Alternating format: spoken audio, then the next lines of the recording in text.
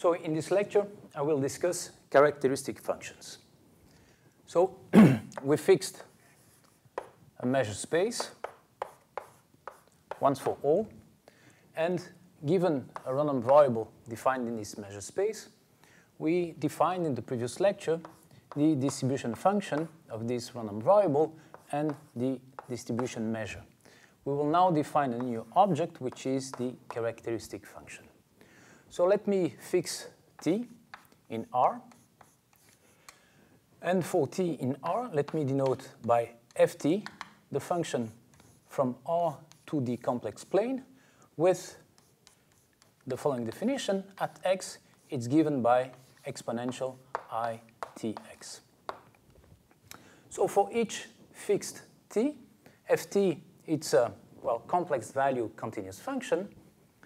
And for that, I will define the characteristic function of the random variable x, which will be represented by phi of x at t, as the expectation of ft of x, which is the expectation of exponential itx. And since ft it's a continuous function, what we know is that if xn is a sequence of random variables converging to x in distribution, then the expectation of ftxn converge to the expectation of ftx, because ft it's a bounded continuous function. And this is telling us that phi xn t, it's converging to phi xt for all t in R. Which means that phi xn, it's converging to phi x pointwise. Well, one of the main theorems of this lecture will tell you the converse, that if you have a sequence of random variables xn such that phi of xn is converging to phi of x for all t in R, where x it's a new random variable, then xn converge to x in distribution. What I will do today, it's after the definition of the characteristic function, I will provide you some properties of these characteristic functions, and in the next lecture, I will investigate a convergent distribution working with these functions. So let me start with a lemma, which presents the main properties of the characteristic function. So let me just remind that for a random variable x, phi x of t, it's the expectation of exponential itx. And remember, the expectation is just the integral, so this is the integral of e dx dp. So the first property, which is obvious, is that the value at 0 is just 1. And this is obvious because if you take t to be 0, you get that the exponential of 0 is 1, and therefore the expectation of the constant 1 is 1. So this is 1. This first one is trivial. Then the second one tells us that if you take the absolute value of phi x of t, keep in mind that this is a complex valued function, so this is a complex number. So the absolute value of this complex number, I claim it's bounded by 1. And this is also clear because, well, phi x of t, by its property, it's the integral of the exponential I dx dp, and we know that the absolute value of an integral, it's bounded by the integral of the absolute value. So this comes from measure theory. And now the absolute value of exponential itx for any x, it's bounded by 1, and therefore this expression, it's bounded by 1. So this proves the second property. The third property is that phi of x is positive definite.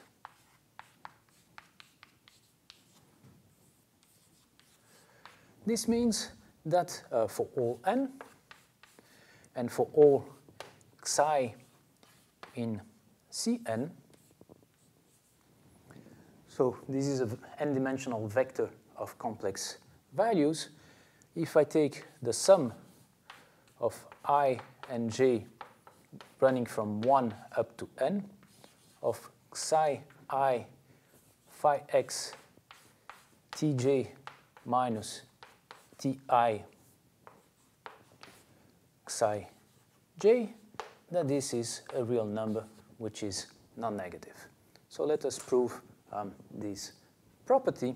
And here, I'm sorry, I forgot to take the complex conjugated of this value.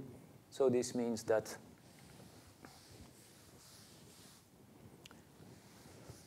let me define the complex conjugate. So if you take z, a complex number, I will represent its complex conjugated by z bar. So if z, it's a plus ib, where I and b are real number, z bar will be I minus ib. So here, what I'm claiming is that if I take any complex vector, and if I consider phi as a matrix, and I multiply this matrix by xi on both sides, what I get, it's a real number, which is positive, and this is also clear and comes from the definition of the characteristic function. So let's write this identity that I have a sum. Let me just replace phi by its value. So this is xi, the expectation of exponential I, so tj minus ti x cj bar. And I can rewrite this as the expectation of the sum from 1 to n of xi I. So now I will separate tj and ti. So I have minus I ti. Of course, I, it's not well chosen, but I'm sure that you understand what I mean. And then I have exponential I tj x xi j bar. And I can write this as the expectation of the sum in I of xi I exponential minus I ti x,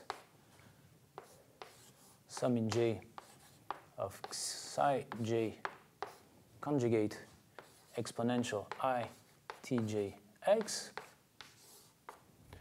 And what you see is that this expression is the convex conjugated of that one. So I can erase this convex conjugated and take this one with taking a minus here. And what I get is that I have here a complex number multiplying its convex conjugated, and therefore the expression which appeared here, it's a number z times its complex conjugate, which is the norm square, is non-negative, and therefore the expectation is non-negative, proving that indeed phi of x, it's positive definite in the meaning presented here. Now let me prove a fourth property.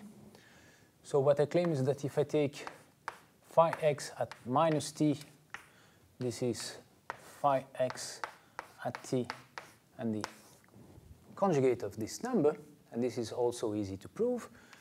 By definition, phi x of minus t, it's equal to the expectation of exponential e minus t, so e minus I t x. And this is the expectation of the convex conjugate of itx. And by linearity, this is the expectation of exponential itx, the convex conjugate, and therefore this is phi x t, the convex conjugate. So we have indeed this identity.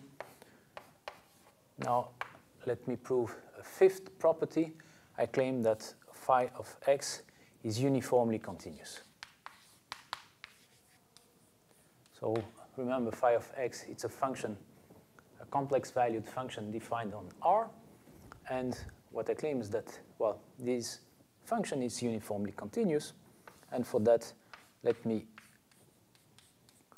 compute the difference between phi x at t plus h and phi x at t. And let's estimate this quantity uniformly over t. So by definition, this is the expectation of the exponential I t plus h x minus the expectation of exponential I t x. So now this, well, by linearity, I can take the difference, and by pushing the absolute value inside the expectation, I get a bound. So this is bounded by the expectation of the absolute value. Now I have the difference between these two expressions. Well, this, I can write that as exponential I tx times the exponential I hx minus 1. Now, the absolute value of a product of two complex numbers is equal to the product of the absolute values. The absolute value of the first one is 1. So this is equal to the expectation of I hx minus 1. So you see now, whatever bound we get will be uniform in t, because this expression, in this expression, t disappeared. So now what we need to prove is that this expression converges to 0 as h goes to 0. But that's clear because, well, we will use here the dominated convergence theorem.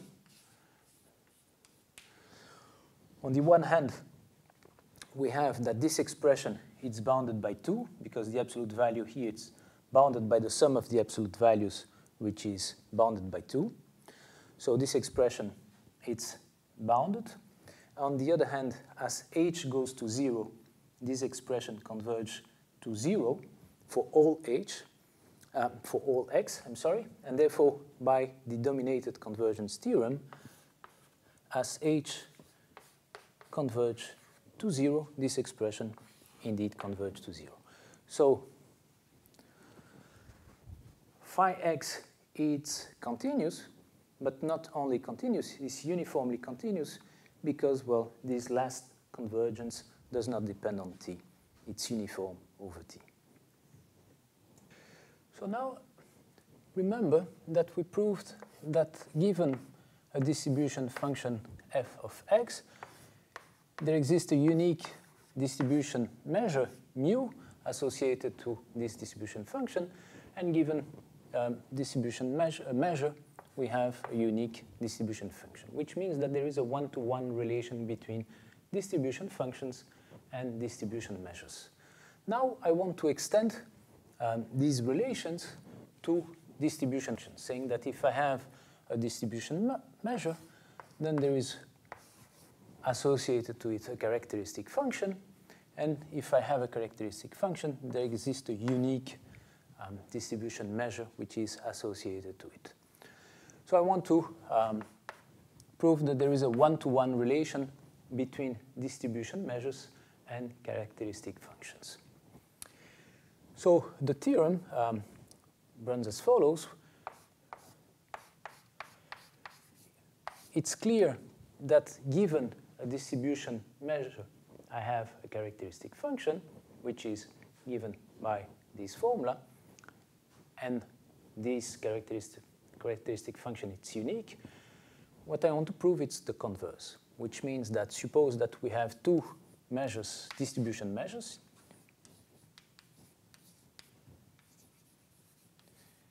mu and nu.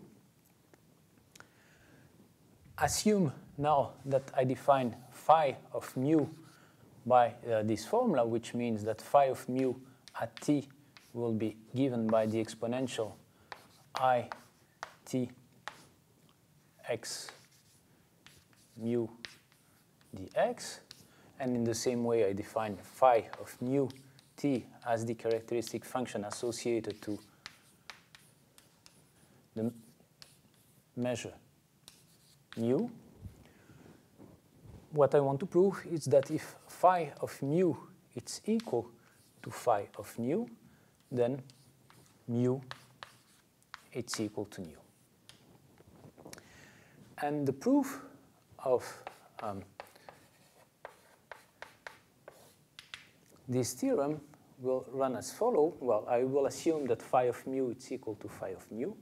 And what I will prove is that if, so my first step is take a function f, which is continuous and with a compact support. So let me represent by C0 of R the space of continuous functions which have a finite compact support. What I want to prove is that for any such f, then the integral of f with respect to mu is equal to f d nu. And then from this relation, I will conclude that mu is equal to nu. So, well, but the main step will be to prove that if the characteristic functions are equal, then this identity holds for all functions which are of compact support. And, well, for that, I will need some resulting analysis, which I will now recall. So I just restated here the theorem which we want to prove. And in the first step, we want to show that if the characteristic functions are equal, then this identity holds for all continuous functions with compact support. So to prove that, I will need to recall what's called a trigonometric polynomial. So a function, a p, defined from R to C, it's called a trigonometric polynomial if it can be written in this way. So if there exists an integer n larger than 1 and complex numbers c minus n up to cn, such that p of t is equal to the sum from minus n to n cj exponential I t j. So if a function from R to C can be expressed in this way, we will call it a trigonometric polynomial. And I recall you a theorem from analysis. I'll give you a reference in the notes for that theorem, is that the following: take a function f, which is, or maybe not to mix with the previous function, let me call it capital F, a function from R to R, to the complex plane. And let's assume that it is continuous and periodic with period 2 pi. So mind that here all functions, all polynomials have period equal, are periodic and have period equal to 2 pi. So, well, not that the period is equal to 2 pi, but they are periodic of period 2 pi. So their period can be small, but at least they are periodic with period 2 pi. So now what I claim is that, well, you can approximate any continuous function with period, which is periodic with period 2 pi, by a trigonometric polynomial, in the sense that if you fix any epsilon positive, then there exists a trigonometric polynomial. So there exists n and c minus n, c minus n plus 1 up to cn, complex number, such that the supremum for t in R of f t minus pt, that this is bounded by epsilon. So again, if you take a continuous function which is periodic of period 2 pi, then you can approximate it by a trigonometric polynomial, which I just defined uniformly. So if you have given epsilon, you can find a polynomial such that this difference is bounded by epsilon uniformly in R. So I'm going to use this result in order to prove our claim. So let's go back to what we want to prove. You fix a function f, which is continuous and with compact support. And now you fix also an epsilon positive. And what you want to estimate, you want to show that this difference is bounded by epsilon. So that epsilon is fixed. And I want to use the theorem I just stated in order to prove that. So what you do, it's, well, first, I need to transform this function as a periodic function. So we know that it has compact support, so assume that the compact support of this function is contained in an interval AB. And given that epsilon, well, I want AB, this interval, to be large enough so that the measure of the complement of this interval AB to be bounded by epsilon. And the same thing for the measure with respect to nu.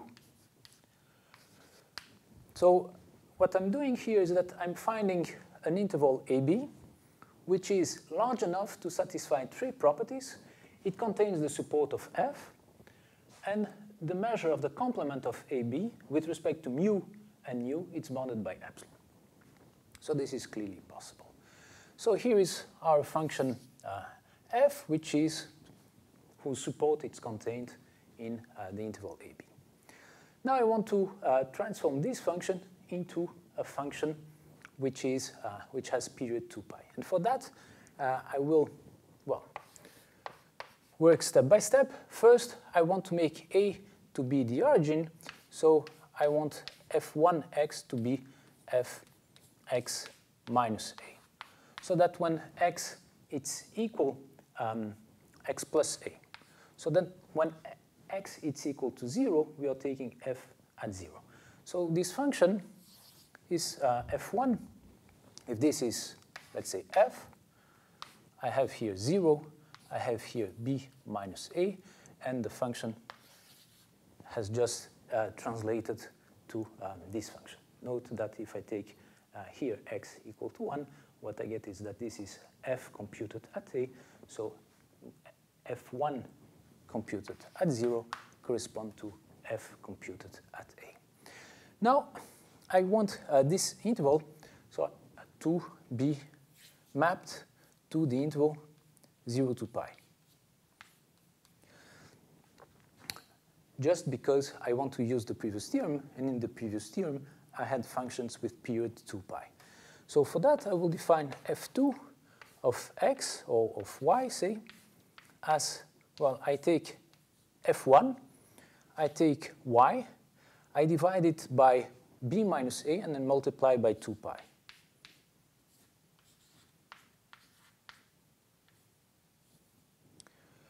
Let's see if that's correct. If I take now y to be, that's the, what I want is the other way around.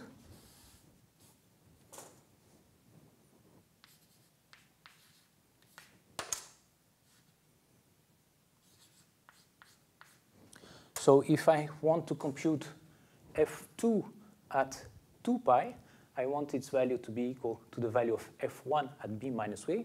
So if I take y 2 pi, I get here f1 at b minus a. So this is exactly what I want. So f2 now is this function which is which has this form. So all in all, I have that f2, it's equal to f1 computed at this value, but f1 is given by that. So this is f of a plus b minus a divided by 2 pi x. And this is f2 at x. So I just wanted to define f2 of x by this formula, but I wanted to explain why, how this formula arises. So note that f2 at 0, it's f at a, and f2 at 2 pi, it's f at b. So this is exactly what I wanted.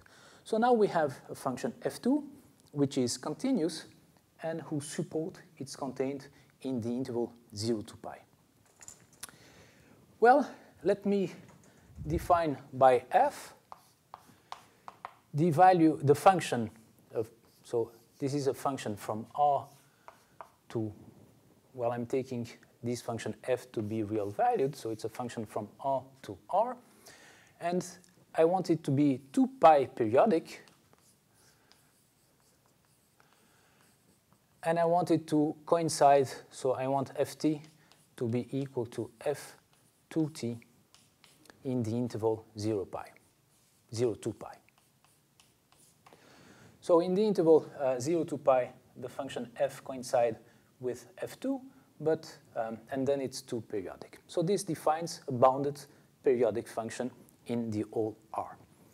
And now, since f is continuous, because the original function is continuous, and since it's 2 pi periodic, we know that f can be approximated by trigonometric polynomial, so that we know that there exists pt, and pt, remember, it's written as a sum, let's say from k, from minus n up to n as cn exponential I kt, such that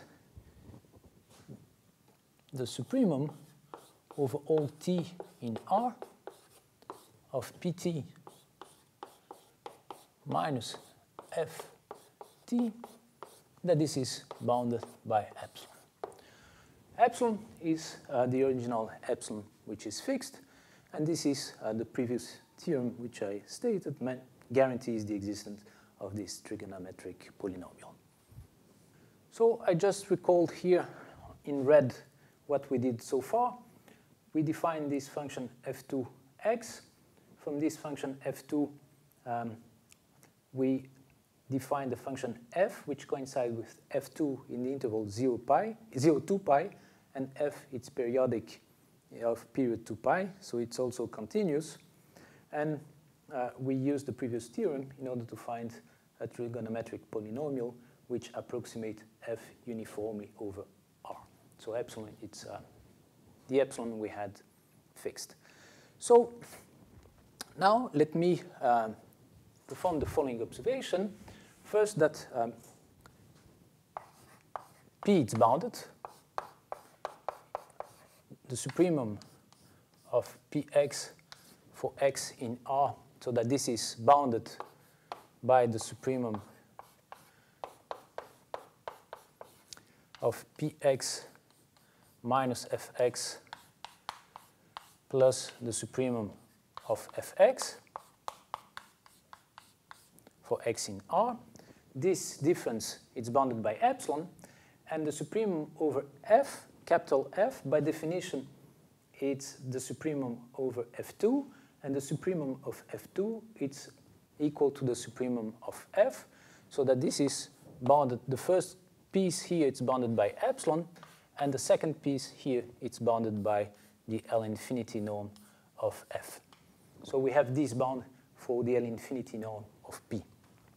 So let me write what we just proved, is that this is bounded by f infinity plus epsilon.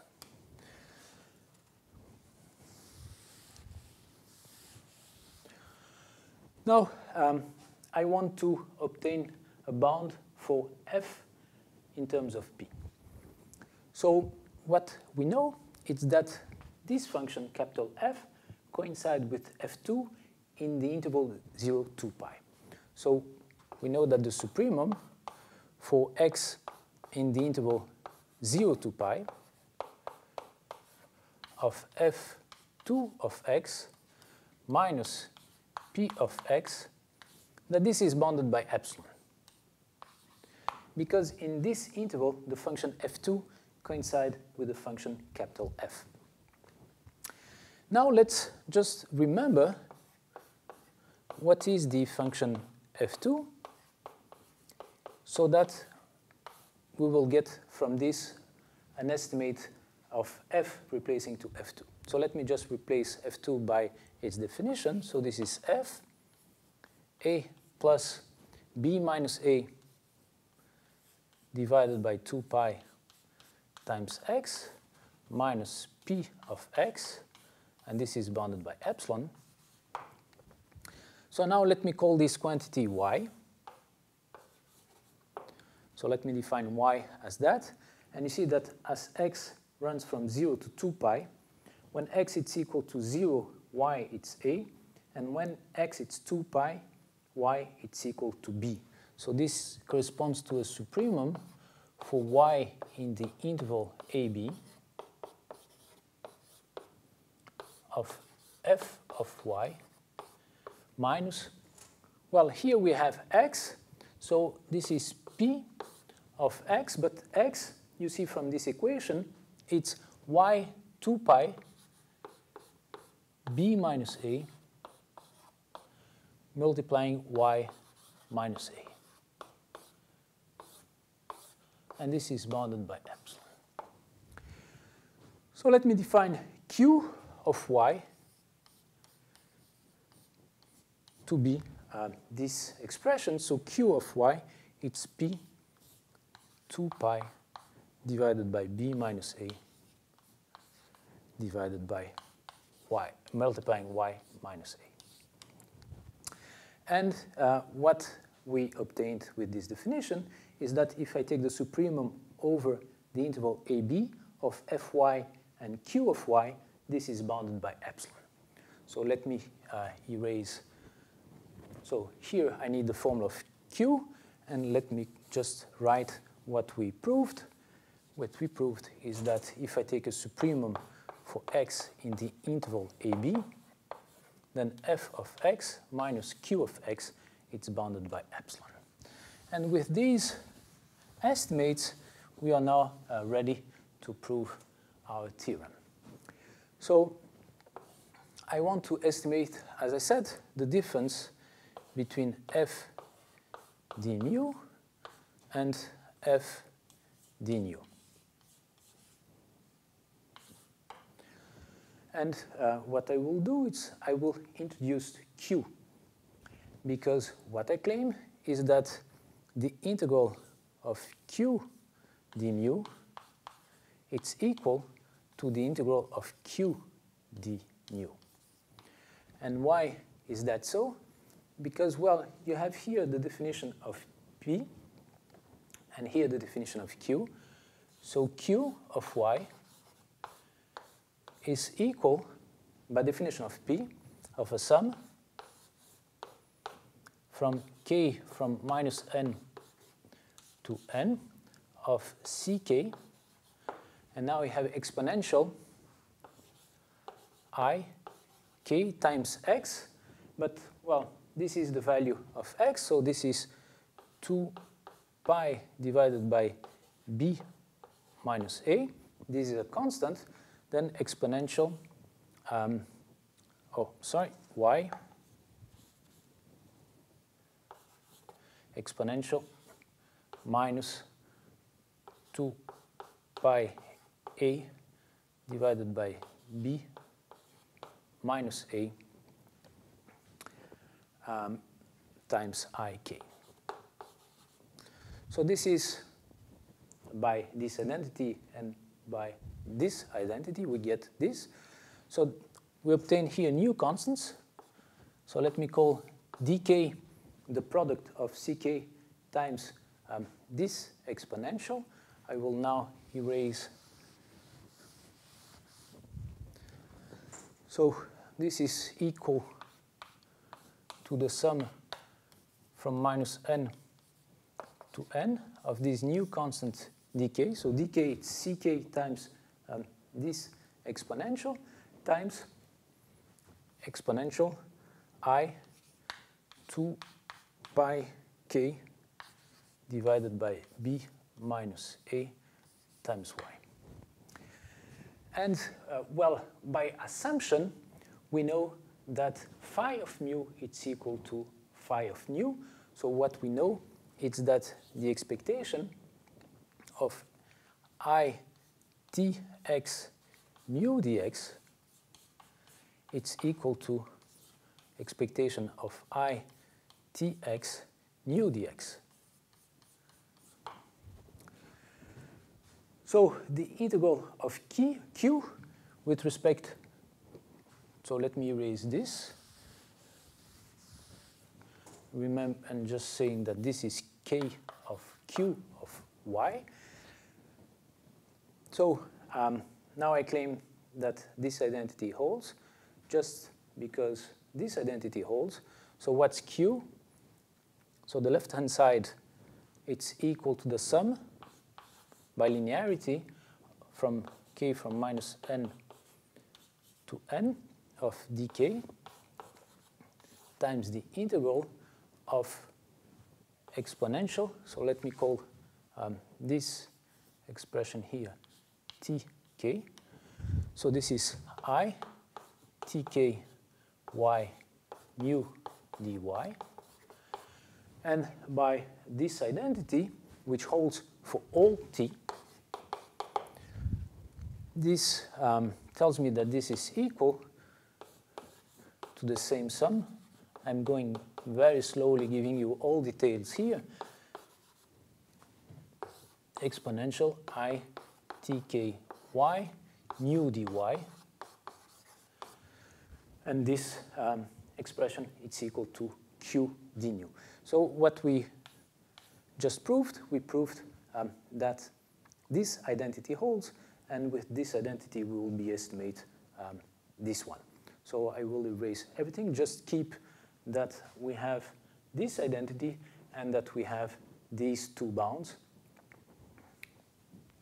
So let me erase everything now to complete the proof of the first step, just keeping what I need. So we just proved that the integral of q d mu it's equal to the integral of q d nu. And also by definition of q, and from this bound we have also that the L infinity norm of q it's bounded by the L infinity norm of p, which is bounded by f infinity plus epsilon. Okay, by definition of q it's expressed in terms of p, so the L infinity norm of q it's equal to the L infinity norm of p, and we have this bound. We proved this bound. So now we are able finally to prove our claim. Let's estimate this expression by introducing minus q d mu plus q d mu, and so saying that this quantity here, it's bounded by the integral of f d mu minus the integral of q d mu plus the same thing, and I will not write it, replacing mu by nu on both integrals. So we have to estimate two pieces. The estimate, it's identical, so I will concentrate it on the first one. So this absolute value, it's bounded by the difference of the absolute values, f minus q d mu. And I will estimate this integral first in the interval ab, and then in the interval ab complement.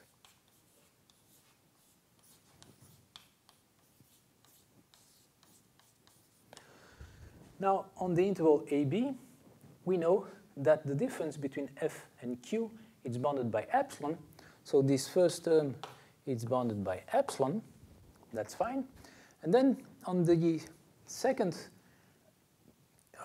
it's not an interval, on the second set, f vanish because, well, it's a function whose support is contained in AB. And on the other hand, q it's bounded by f infinity plus epsilon.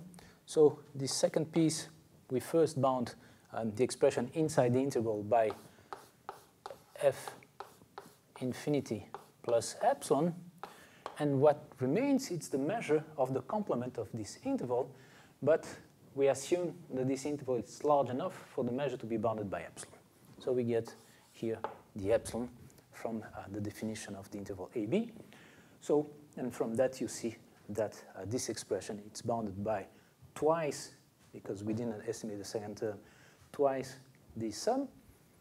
Since this holds for all epsilon, letting epsilon to 0, we get that indeed these two integrals are equal, and so this completes the proof of the first step of the theorem.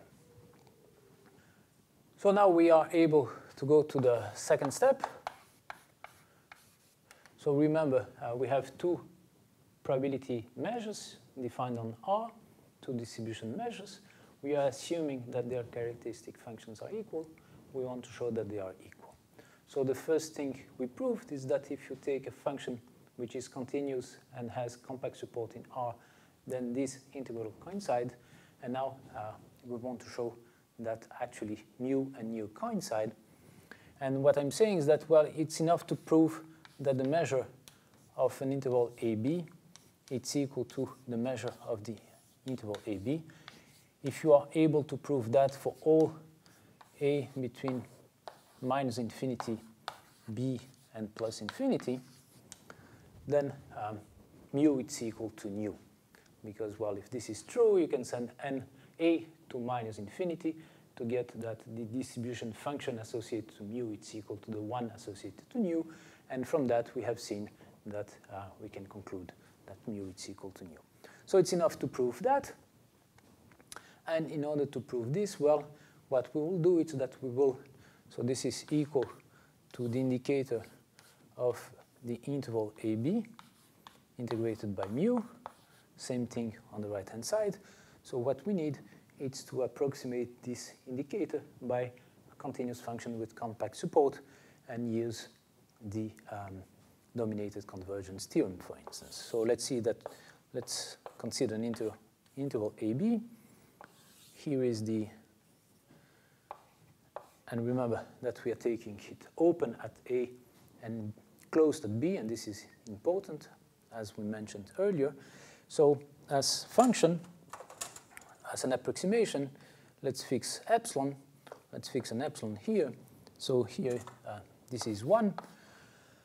So let's consider the function which is equal to 1 in the interval A plus epsilon and up to B. Then it's linear and it's 0 at B plus epsilon. And the same thing here. So consider this function, call that function f epsilon. F epsilon is a continuous function, and it has compact support. And f epsilon of x, as epsilon decreases to 0, it's converging to the indicator function of the interval AB. And therefore, by the first part of the proof, we know that f epsilon d mu is equal to f epsilon d nu. Now we can use the dominated convergence theorem and the fact that we have a pointwise convergence of f epsilon to this indicator function to conclude that by the dominated convergence theorem, that as epsilon converges to 0, this sequence converges to the integral of the indicator function of the interval AB d mu, and this one converges to the indicator of the interval AB d nu, from which we conclude that the measure of this interval is equal, and therefore that the measures are equal, and this completes the proof of this theorem. So this theorem tells us that if the characteristic functions of two different probability measurements are identical, then these measures are identical, which means that the characteristic functions characterize the measures. Now we have a second theorem, which is a very important theorem, which reads as follows. So there exists a finite constant, so a constant k from 0 to infinity, such that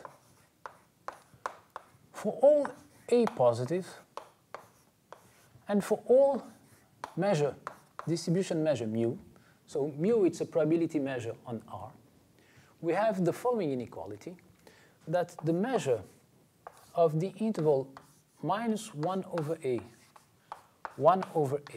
complement, that this is bounded by this constant divided by a, the integral from 0 to a of 1 minus the real part, so let me call Re the real part of this complex valued function phi. So phi, it's phi of mu, of course, t dt. So this is what the statement of the theorem. So there exists a constant so that for all a and for all measure mu, we have this inequality. So what is this theorem telling us? Well, it's telling us that we have a very nice control on the measure outside. So let's take a here small. So a small means that 1 over a is large. So this is meaning that, well, we have an estimate on the measure of the complement of this interval minus 1a, 1 over a. So we have an estimate on the measure of the complement of this closed interval. This is uniform over all measures, provided we have an estimate of the characteristic function close to the origin. Right? A, it's small, so here we are taking an integral over a small interval around the origin, and this is, well, you know that phi mu of 0, it's 1. That phi, it's continuous. So close to 1, it should be, the value of the characteristic function should be close to 1. So this quantity here should be small. And, well, if this quantity, so the average of this, so we have here, we are dividing by a, so what we are taking here, it's actually an average over this interval of this quantity, is that, well, this quantity controls the measure of the set outside of the complement of this interval. And if you remember, to prove tightness, we need to prove that we have a sequence or a family of measures. We need to obtain finite interval which concentrated the measure. So we will use in a second this result to prove tightness of a sequence, because to prove tightness, we need to show that the measure of everything outside an interval is small. So we will have here a family, a sequence, or a family of measure mu n, and this will be telling us that if this quantity is small, uniformly n, then we have tightness of the sequence mu n. So that this inequality will be very useful when proving tightness of sequence. So let me prove this result. The proof, it's not very difficult, and but what you need to keep in mind is that the behavior of the characteristic function close to the origin gives you an estimate on the behavior of the measure at infinity. So there is a duality. The behavior, let me repeat, the behavior of the characteristic function close to the origin gives you information on the measure at infinity. So let me prove this bound. So remember, phi mu of t, it's equal to the exponential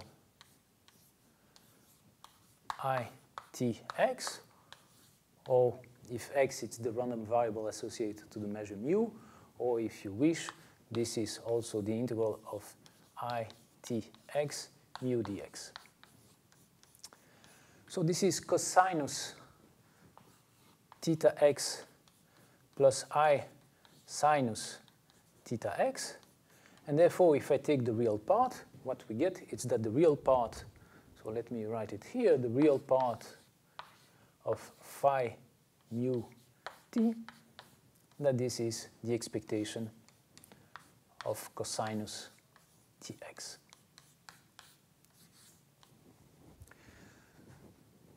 So I can replace the real part of phi mu just by the expectation of cosinus tx. So I'll be estimating the right-hand side.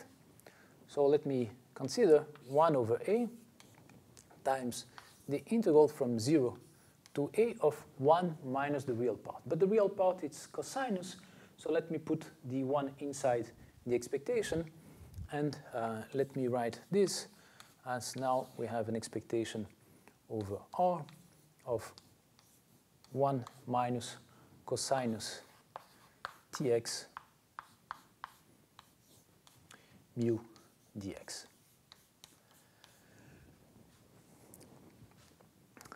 So cosinus, it's bounded by 1. So this quantity here, it's non-negative. And since it's non-negative, we can use Tonality Theorem in order to exchange the order of integration. So this is equal. I'll be integrating in r mu dx. And now I have 1 over a.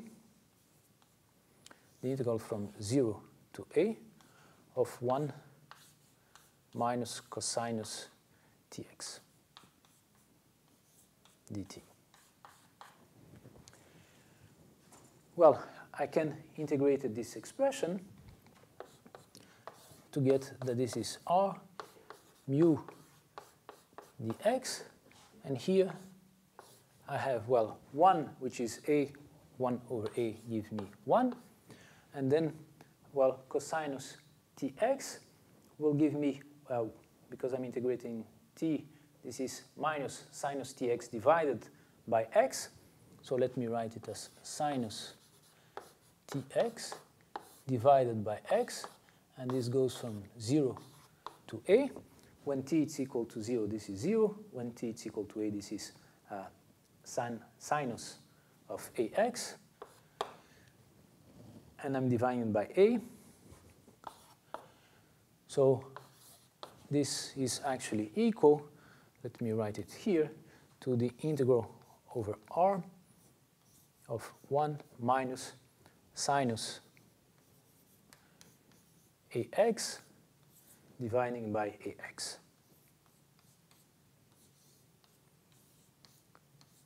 Mu dx.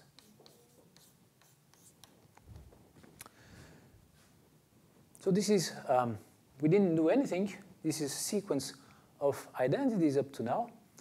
So let me use the inequality that sinus t divided by t, that this is always bounded by 1, so that this expression here, it's always bounded by 1, therefore this is positive. And since this is positive, let me take that this is larger or equal than, and here let me take the points x such that ax it's larger than 1. Say, let me take this interval. Since this is positive, if I restrict my integral to this region, of course I have a lower bound for the previous integral. So this corresponds to taking x larger than 1 over a. And what I get, this is minus sinus of ax mu dx. Right, so what I'm using here is the fact that sinus t divided by t is bounded by t for all t in R, to say that this is non-negative, and if this is non-negative, I get a lower bound by reducing the region. So after doing that,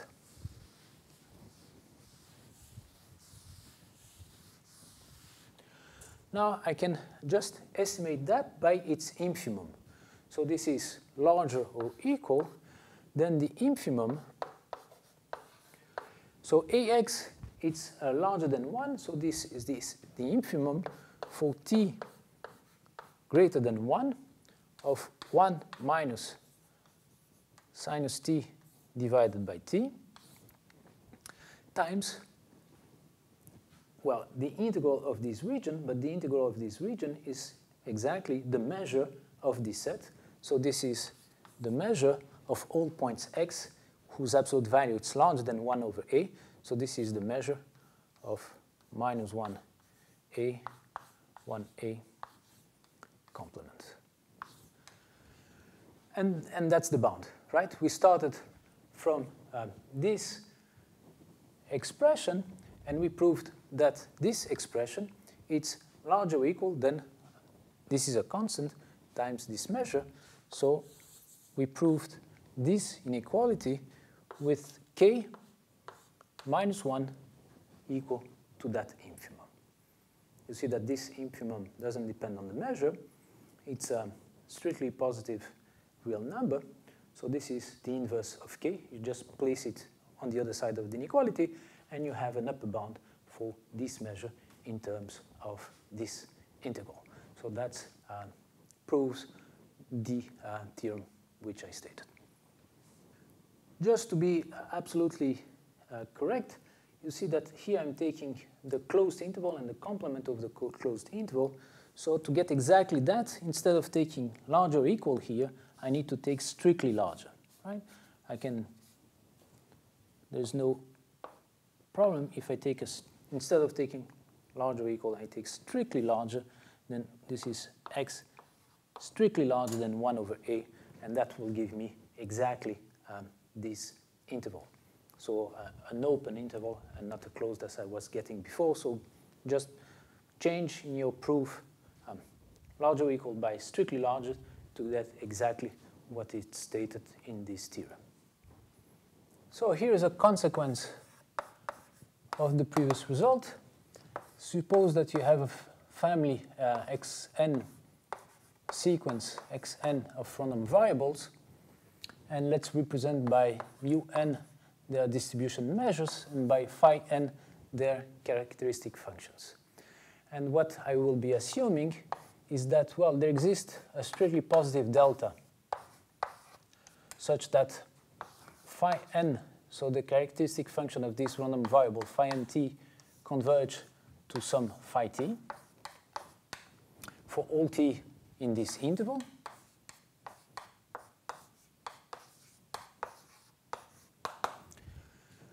And second assumption, assume that this limit, I'm not saying that this function is a characteristic function of a random variable, I'm just assuming that phi n t is converging to some function, but I will require that this function phi to be continuous at the origin. Then what I claim is that xn is tight. The sequence xn is tight. So this is what I meant. So if you have informations of the characteristic function close to the origin, you get information on the tightness of the sequence. So proof.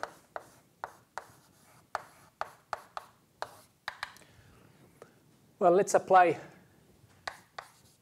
the previous estimate. So the previous estimate was telling us that mu n of minus 1 over a, 1 over a complement, that this is bounded by a constant, universal constant k, a, the integral from 0 to a of 1 minus the real part of phi n t dt. So this is the bound coming from the previous theorem. Now we know that phi n t converges to phi t for all t in minus delta delta. So let's take a positive but bounded by delta. And you see that this is phi n, it's bounded. This is positive and bounded. So we can use the dominated convergence theorem. Right? If you know that phi n t converges to phi t, this means in particular that the real part of phi n t converges to the real part of phi t. Phi n t it's bounded, which means that the real part of phi n t it's also bounded by 1, because phi n t it's bounded by 1. So this quantity it's bounded, it converges pointwise, so we can use the dominated convergence theorem once more to say that this quantity here, it's converging to k divided by a, 0 divided by a, times 1 minus our real part of phi of t.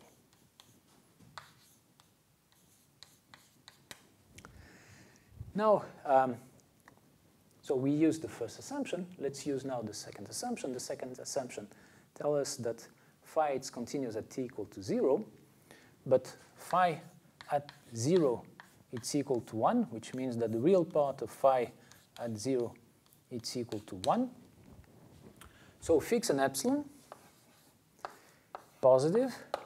For that epsilon, I can find, let's say, eta positive, such that if t it's less or equal than eta, then the real part of phi of t minus 1, that this is bounded by epsilon. So this is the continuity of the phi, and therefore, if I take now a less than delta and less also than eta, what I get is that, well, this quantity here is bounded by epsilon, and therefore this integral divided by a is bounded by epsilon. Therefore, this is bounded by k times epsilon. So what we proved is that this limit, it's bounded by k epsilon, provided we choose a smaller than delta and eta, or a exactly equal to the minimum of these quantities. So far, we proved that the limit sup mu n of minus 1a, 1a complement, that this is bounded by k epsilon. So this tells us that for n sufficiently large, so there exists n0, such that for n larger than n0, then this quantity is bounded, say, by 2k epsilon. And now we can change, by changing eventually a, taking something smaller, we can also include n from 1 up to n0 in this bound. So by changing eventually the value of a, what we obtain is that there exists a b, say smaller than a, such that mu n of minus 1 divided by b, 1 divided by b, complement, that this is bounded by 2 times k times epsilon for all n. And this is exactly tightness, right? Tightness means that for all epsilon positive, we need to prove the existence of a finite interval such that the measure uniformly over all n, the measure of the complement of this interval, it's bounded by epsilon. Well, here we didn't bound by epsilon, but 2k epsilon, but makes no difference. And therefore, you see, well, this proves the theorem. And as I said, it's a very, well, it shows how to use the characteristic function to prove tightness of a sequence. Right? If you want to prove tightness of a sequence, what you need to show is that the characteristic functions converge in an interval containing the origin, and that the limit is continuous at the origin. So that this result will be used many times in the next lectures. And with that, I complete this lecture.